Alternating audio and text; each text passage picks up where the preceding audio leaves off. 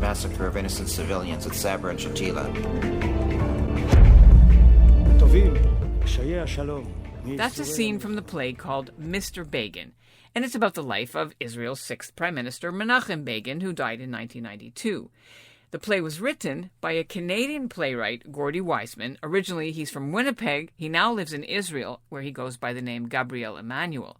In the clip, you can hear the actor playing Begin being asked about the 1982 massacre of Palestinians and Lebanese in the Sabra and Shatila refugee camps in Beirut. While Begin was in office, Israel was later blamed for not preventing those killings. The Canadian author's play doesn't shy away from Begin's controversial record, from his origins as a Polish Holocaust survivor to his years with the Irgun as a freedom fighter, or terrorist, depending on how you look at it. Either way, he helped kick the British out of Palestine to found the State of Israel. And later, he made peace with Egypt and won a Nobel Prize for it. Emanuel's play has now just won a prestigious literary award from the Israeli government for helping to promote the legacy of the right-wing statesman. It took a right-wing, if you like, some would say extremist right-wing leader to have made peace with Egypt, which was Israel's greatest enemy and the most powerful of the Arab nations at the time. I'm Ellen Besner, and this is what Jewish Canada sounds like for Wednesday, July the 20th, 2022. Welcome to the CJN Daily, sponsored by Metropia.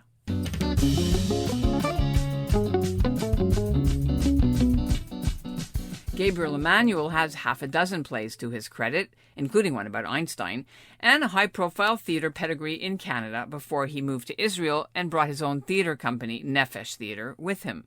And though he's also worked as a lawyer because, his Jewish parents felt that the arts wasn't a real career, he and his three brothers are well known in the arts world. Ron is a musician. Bob Wiseman was one of the founders of the band Blue Rodeo, and Howie is a director and screenwriter and teaches at York University. Now, fresh off winning the Prime Minister's Prize for his play about Mr. Begin, Gabriel Emanuel hopes it'll now convince Jewish theaters in Canada to mount his play. We'll chat with him coming up. But first, here's what's making news elsewhere in Canada right now. I'm Kayla Estrin in Ottawa, and this is what Jewish Canada sounds like. There's some exciting sports news involving Canada and Israel. A rider from Israel's cycling team won a stage Tuesday in the Tour de France. Hugo Hull of Quebec beat the other riders through the Pyrenees Mountains. He races for Israel Premier Tech, the team that's owned by former Montrealer Sylvain Adams. Hull is also the first Canadian to win a stage at the Tour de France in over 30 years. Another rider from the Israeli team came in third yesterday, Michael Woods. He's also Canadian. Hugo Hull dedicated the win to his late teenage brother, who was killed by a drunk driver several years ago. The Israeli team now has 2 first-place finishes in the race so far. That's the first time that's ever happened. The prize money for the Tour de France is over $3 million, and you can watch the final stage. It's on Sunday in Paris. I went to meet Gabriel Emanuel on Tuesday at an Aroma coffee shop in Toronto's Forest Hill Village. He's been in Canada visiting family, and he was literally heading back to Israel later in the day. The reason we were in touch, of course, is you were so kind to reach out to us about the award that you won a couple of months ago from the president of Israel. Yeah. And so, first of all, congratulations, kol hakavod on that. Are you able to tell us a bit about, let's go back in time about how that all came to be? It was quite a surprise because actually the play has been on for about nine years or so. It opened at the Menachem Begin Heritage Center in Jerusalem back in 2013. So it's been running, and since it's been in different, almost all the cities in Israel and toured around. So I was quite surprised, but what happened is that I think it's annually or maybe every 2 years or so, they honor a prime minister and a president. And this year happened to be the year of Menachem Begin. And I guess it somehow came to their attention that there was this play about Menachem Begin, and one thing led to another, and I received an email that I almost deleted without reading. Well, you thought it was spam. Yeah. And it was a nice surprise. But after all these years, that's actually really must be very meaningful to you to receive that recognition and the platform for the work, right? Yeah, I mean, I think the latter especially because it can be a real incentive, and promotional aspect that it could give some new life to the play. And my hope really is for the play to be done in English, actually, and in North America, because the message is very appropriate for today. Menachem Begin is, if nothing else, and there's so much else, but if nothing else, he was a proud Jew. And for that reason alone, and with BDS, and even here in Toronto, from what I've been reading, with all the conflict with anti-Semites and anti-Semitism, Begin knew how to deal with them. He knew how to answer them, and it's a very strong element in the play. And I think it would give a lot of, as we say in Hebrew, chizuk, a lot of strength, or to the community too, just to hear the hear it from Begin's point of view, because he dealt with that all his life, being especially someone who was lost his family in the Holocaust. He knew how to stand up to the Gentile world. When you look at it from modern perspective, Begin's reputation also has his historical revolutionary terrorist background, which people would say now, the British considered him a terrorist, right? Well, yes. And how did the play deal with that legacy? What you're hitting on is exactly what makes it interesting dramatically, because there is that inherent conflict.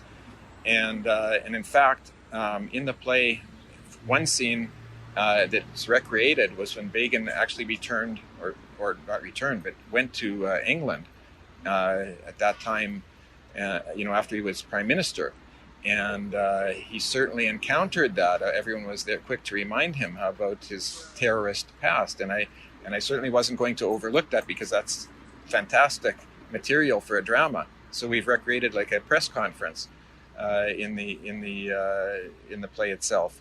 And there, Begin addresses those issues. He speaks about, for example, the infamous bombing of the King David Hotel, which was when Begin was the leader of the Irgun. And as Begin says, and as he said actually in the British press conference, we alerted the British at the time. We had called them. We told them to vacate the hotel. We told them what was going to happen, but they chose to ignore us. And so, and this was, and of course it was a military target, because the British military was housed there in the King David Hotel, to distinguish from other terrorist acts of terrorist organizations. It was always the Irgun's targets were always military targets. And also the conflict between Ben Gurion and Begin, for that matter, because Ben Gurion was wanting to work alongside the British. Frankly, I don't think there would be an Israel if there wasn't an Irgun that opposed the British and basically forced them out. But history will judge that. And of course, the whole Alta Lena episode is really important in the history of the 1948 conflict, and then it's sort of the political wing and the military wing, right, of the independence movement. And the enmity between him and Ben Gurion. Ben Gurion never referred to Menachem Begin by name for the entire time of his role as prime minister. He would only point his finger at Begin and say, that man who is sitting beside Dr. Badr, who was another member of the Knesset. He would not address him by name. I know that. That's a great story. And then to top that off, in 1967, despite this enmity, Begin suggested that we should bring back Ben Gurion to be prime minister, and that he would serve alongside him in order to unify the country. That sounds so familiar today. There's a lot of lessons that can be listened to and heard in today's environment in Israel. What are those for you, as you see that the Israelis are about to go through another election? Yes. Right? I mean, what you've maybe alluded to is like this last coalition government. But I think there's still quite a difference there, because this last coalition government in Israel included an Arab party, which is also, has militant Islamic roots to it, and certainly that is nothing that I could imagine Begin in his lifetime could agree to. But in terms of what would Begin think of what's happening in the Middle East today? Yeah, I think that's again another important message in the play and historically, that it took Menachem Begin to make peace. all the ones who talked about peace on the left and from the socialist leftist roots could never do that.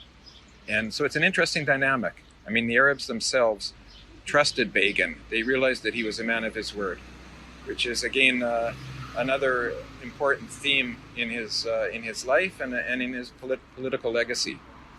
The Begin play has been performed in Hebrew all across Israel. Yes. Where else? Only to date, only in Israel. Ironically, I wrote the play in English and worked with the translator to translate it as accurately as possible in Hebrew, with also contemporary idioms and that. But it's been exclusively in Israel to this point, which is why, like I say, look forward to an English production. Absolutely. What are the reasons why you decided to put your law practice sort of on the back burner and spend more time being in the arts world? I mean, ironically, I actually started out as a playwright. The first play that I did, which was here in Toronto, was called Children of Night. It was based on the story of Janusz Korczak, another remarkable human being, but leave that for another time. And it was only after that I went to law school after having started out in the theater. I had a subsequent play called Nobody's Fool, which also was done in Toronto, and it was supposed to be done at the Jewish, like at the JCC, at the Leah Poslan's Theater. And we had the theater broke their contract with us at the time, because they didn't like the artistic direction of the play. And we had to we were like, a couple of, myself and the director were without resources and had to find ourselves a lawyer. But that sparked my interest in the law as well. You were mentioning that earlier, just that, your parents or your family said, get a real job in case this art thing doesn't work out, except your whole family, all your brothers. What is in the water in your family's house in Winnipeg that everybody's in the creative industry, musicians? So I suppose I was living with the shame after that of being the black sheep of the family, being a lawyer.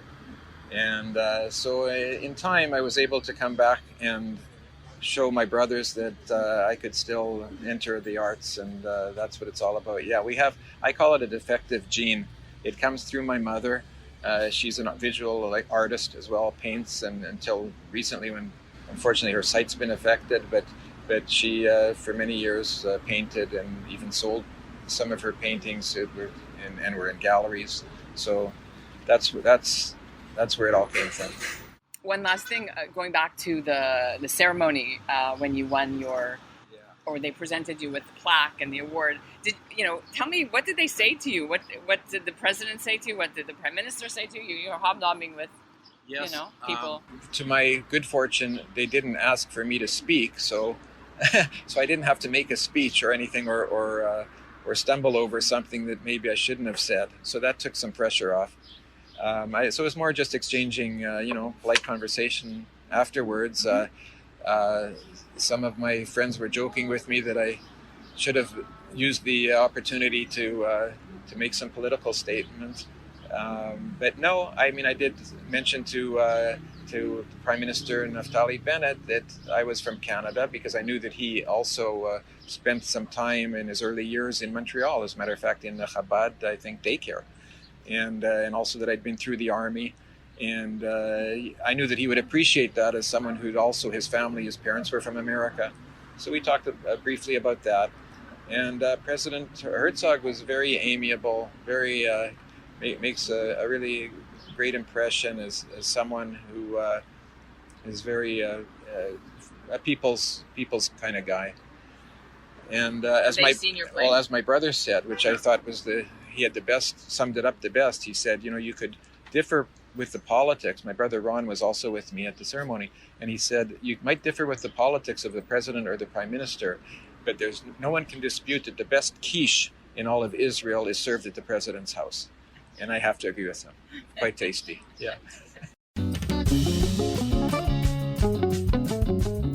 If If you want to watch a clip of the Begin play, the link is in our show notes, and so is the link to hear more from Gabriel Emanuel. He's now writing songs, and his tracks are on Spotify if you want to check those out. And that's what Jewish Canada sounds like for this episode of the CJN Daily, sponsored by Metropia, integrity, community, quality, and customer care. Today's listener shoutout goes to Sharon Young of Toronto. She wrote in to say that she really liked the episode about the 80-year-old Montreal woman who had a bat mitzvah. Sharon had her bat mitzvah last year when she turned 60.